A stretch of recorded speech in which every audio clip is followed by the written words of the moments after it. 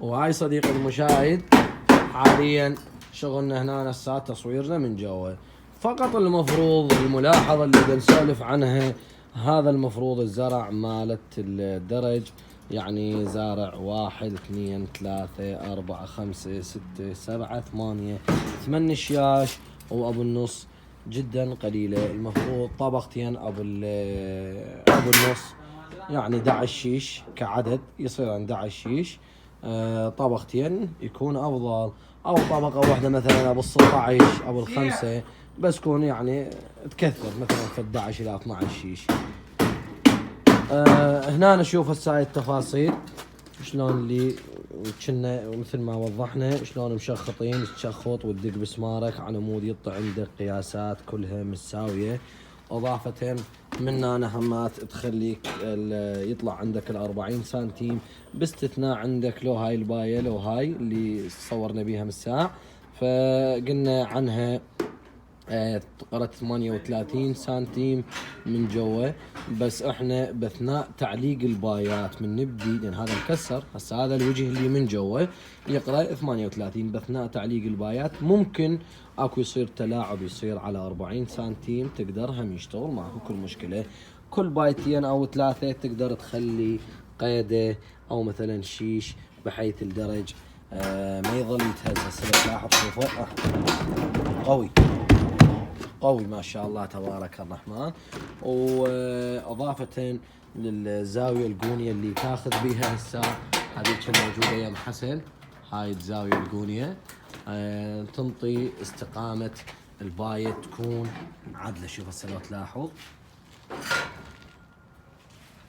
شوفها هاي الباية الثانية منها، هاي منها تنطيك استقامة عدلة، زاوية مضبوطة 90. وهاي السليدة تلاحظ، فدق مسمارك من هنا. وهذا الوزن اللي سولفنا عنه من الساعة، هذا الوزن، وهذا منقول كله ومشخط على الحيط مثل ما تلاحظ صديقي المشاهد. هذا ينطيك استقامة البايات، فتاخذه من فوق لجوا للباية، تعرف باياتك ايش قد. هنا عندنا ومصورين ومنوهين عنها بالمقاطع السابقة. شوف هسه راح تظل اكو فتحة. ليش هسه هاي باقي فتحة هنا؟ شوف هسه البلاويدة وين داقة بالحائط، لان هذا دور، فمن يصير دور هذا الركن يطبق فتش، وبعدين تقوم تحط الله معك الشيطان، تقوم تحط بلاويدة الى ان توصل لذاك السير، ومن هذا السير هم بلاويدة الى ان توصل لذاك السير الثاني، وهكذا. اضافة هنا نحط احنا بايا بلاويدات بالواقف اللي ناخذ على القياس، وان شاء الله نكمل تصوير المقطع مثل ما تلاحظون.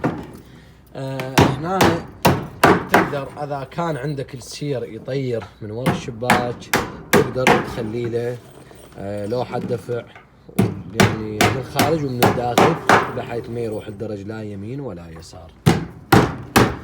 احنا قاعد ناخذ قياساتنا من هذا السنتر السير خشب، قاعد ناخذ قياسات مثل ما تلاحظون. هسه شوف هنا عندك الدرج قفل ويا الحائط. هنا شلون نعرف الدرج بينه وبين الشباك مسافة، مثل ما هذا المسافة هاي اللي تلاحظها هسه.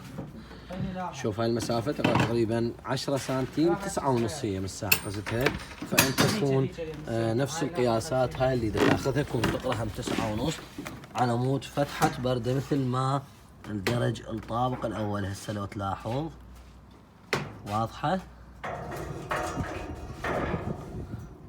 تمام، واضحة. هذا الدرج هسه كله، شو بعد التصوير منه، اي شو هسه شوف فتحة الدرج بين الجو والفوق تكون نفس الفتحة، مقاربة او متساوية. بس هي شو احنا عندنا حاليا الساعة ما اي صعوبة، كلها متساوية. يلا غير ما كانوا 5 4 فيتك طيار بعد يصير. اصعد على الدرج، اصعد حبيبي ابو جاسم. هنا راح ناخذ على 4 امتار و5 على مود ننطي قياسات الشباك، هذا الشباك شلون اعرف الدائره مالته وشلون طلعت، هاي التفاصيل. 4 و5 مضبوط تمام. الله على كيفك براحتك، اشخطها بالقلم.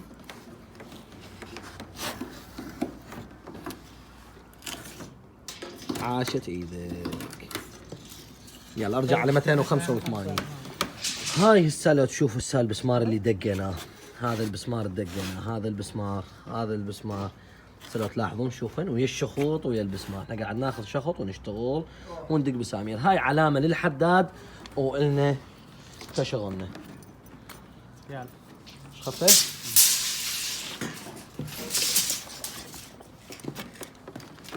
اعطيني الساخر. تاخذ على 40، خذ 40 سنتيم بس هنا يمكن ما يصير على 40. شوفوا هنا الفقرة اللي تقدر. الشغلة الثانية هنا هاي الساعة اذا ما تعرفها مثلا صارت 40 سنتيم، انا خططتها هناك على السقف، خططت دائرة كاملة وشخطت البايات، فعرفت عندي البايات يقرن على 28 سنتيم. وهسه اصعد اصور لكم اياهم. البايه خططت الدرج كله على الخشاب لان ما عندي المساحه لان عندي جقات، فما عندي المساحه الكافيه اللي افر الدائره واعرف قياساتي، فطلعت عندي هاي الدائره كلها 28 سنتيم. فمن تواجهك مثل هيك صعوبه، شو تسوي انت؟ تدق البسمار تمام لو بيه تبلا وياه. ها وياه هاي روح تمام. شوف فبراحتك، لا مو وياك. شوف ناس عندك بسمار هنا، هذا للتاكد. ليش؟ لان عندي هاي البايه اللي قلنا عليها طلعت 38 سنتيم. شلون طلعت 38 سنتيم؟ من اخذت انا كون يقرا عندي من الحائط للسنتر 4 امتار و5 سنتيم، طلعت عندي 4 امتار و3 سنتيم. سويت اخذت 28 سنتيم ودقيت بسمار وسحبت خيط. وين الخيط يصفر وين ويا البسمار كون راح يطلع عندي المساحه هنا، قرا عندي 38 سنتيم. بس لو تلاحظ شوف المسافه مبينه هي بيها سنتيمين. فتبقى انت تشتغل مثلا تخلي هنا شلون هسه هاي هم تقدر تخلي 28 ومن هنا تقدر تطلع هاي المسافه في حال اذا عندك تلاعب يكون بالحايط طاب طالع.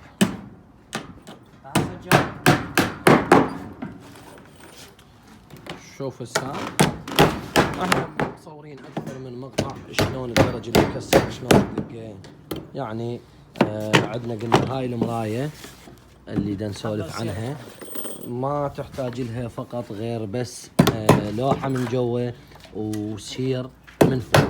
هاي فائده اللوحه على من يجيها خبط وهزاز ما تندفع، او هاي تلزم البلاويده يعني ما يحتاج هذا التكمه، فقط تكم اللي وراه. بس لو تلاحظ شلون هسه هاي متكمه ومدقوق لها جقات. هسه لو تلاحظ الجقات